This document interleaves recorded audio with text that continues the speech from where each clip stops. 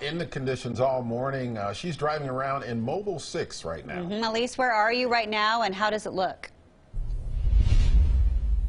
Hey, yeah, so we're on the east side right now. We've been heading around kind of Burnside and taking loops just to see what it's like out here, because Highway 26 we took this morning and it looked pretty clear because we know ODOT was out there working hard overnight to put de-icer down on the road, and it worked well. We were downtown for a long time doing loops down there. It started out with a thin layer of snow. Everything was nice and white downtown, and now it is clear because we have seen several of those P-Bot cars doing loops down there as well. So I'll go ahead and kind of flip the camera, show you like the back. You can kind of see here in the east side that there's just a little bit of snow on the ground, just a little slushy, but at the same time Carl and I have been experimenting with the brakes, and we have experienced ice out here. This is kind of the first time we've seen that ice all morning, and so that is something that folks do need to think about because temperatures are going to stay below freezing. This is another trouble spot here. Bridges, and this is the ramp onto the Hawthorne Bridge, so you can really see that this ramp hasn't been treated at all.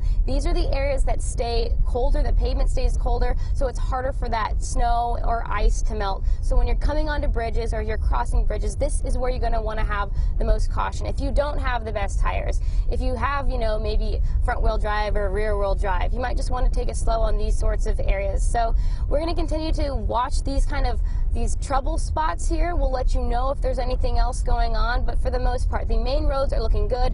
The neighborhoods are not so much, and again, these trouble spots like bridges and overpasses, that is where we're seeing the most problems in regards to crews being able to clear that off. So we'll keep you posted throughout the rest of the morning on air and online, but for now, reporting live in Mobile 6, Elise Haas, KOIN 6 News.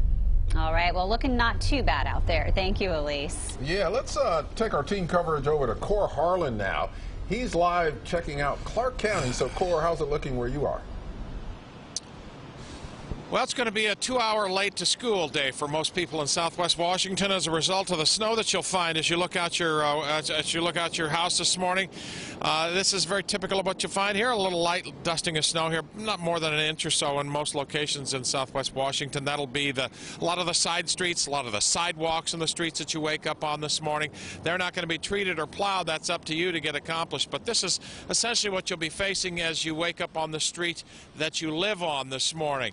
The main thoroughfares have been pretty well groomed out this morning. WashDOT doing a good job. You see a lot of bare, wet pavement there. That pavement on I-5 there has been treated with a de-icing agent, and the result of this slow traffic is just normal traffic volume. It has nothing to do really with the condition of the road, which, as you can see there, is in pretty good shape this morning.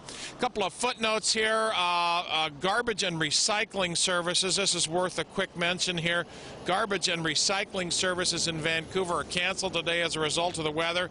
And most districts, as I mentioned, in Southwest Washington on a 2-hour delay this morning. That includes Vancouver here where we're at, Battleground as well, Washougal on a 2-hour delay, Camas on a 2-hour delay, Evergreen, Hawkinson, Ridgefield, all on 2-hour delays this morning as a result of this snow that fell late last night. It remains cold enough to stay frozen onto sidewalks and some of the side streets here and neighborhood streets there.